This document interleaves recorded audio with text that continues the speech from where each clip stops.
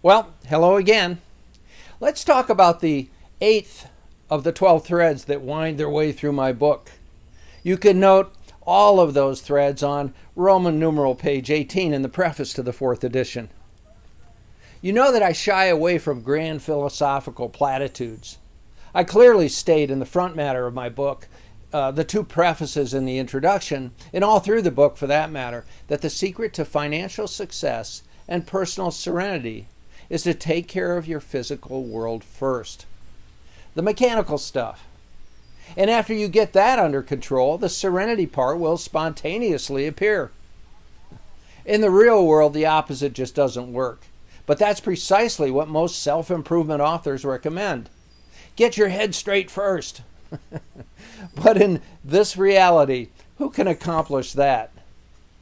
Here's a quote from the preface to the 4th edition.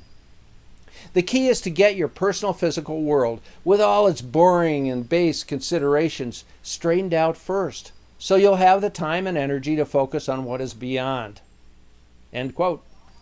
But I go on to say, yet, having said that, this mechanical existence that we experience can be perceived as a beautifully orchestrated spiritual place if we can just moment by moment go deeper to see it for what it actually is. For ethereally inclined Westerners especially, it's a reverse tact to use the mechanical to enter the spiritual. End of the quote. But having stressed all that, I have to say that once one gets the system's mindset, the philosophical bumper sticker like simple truths do arise. And here's one that I am certain is true. No matter what it is you do, know that success and peace demand that you create value for others. Do doing drugs, watching endless TV, playing video games, or relentlessly cruising the internet create value for others or for yourself? No. So check in with yourself as you push through the day and honestly ask yourself, is this thing I'm doing right now helping myself and or others, or am I frittering away this particular time on things that don't add value? Yes, there are times when pointless fun is necessary just to calm down and refresh your brain. That is adding value too, reinvigorating your body and your brain.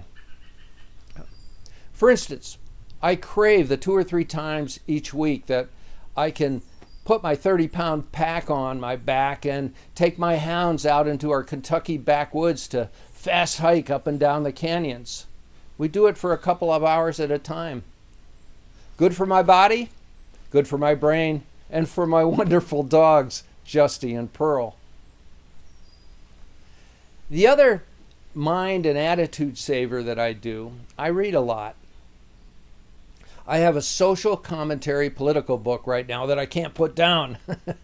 But when I am done with that in the next day or so, I'll go back to dip once again into my huge Louis L'Amour collection. Reading is a powerful brain therapeutic for me, and I do it several hours every day. 2 hard copies a week typically. I know it's the right thing for me. A great expenditure of my time here on planet Earth. So through the day, repeatedly question your moment-to-moment focus. Then, each time you make that examination, look yourself in the eye and tell yourself the truth about whether that time expenditure is constructive or not. Whether you like that truth or not, then take action.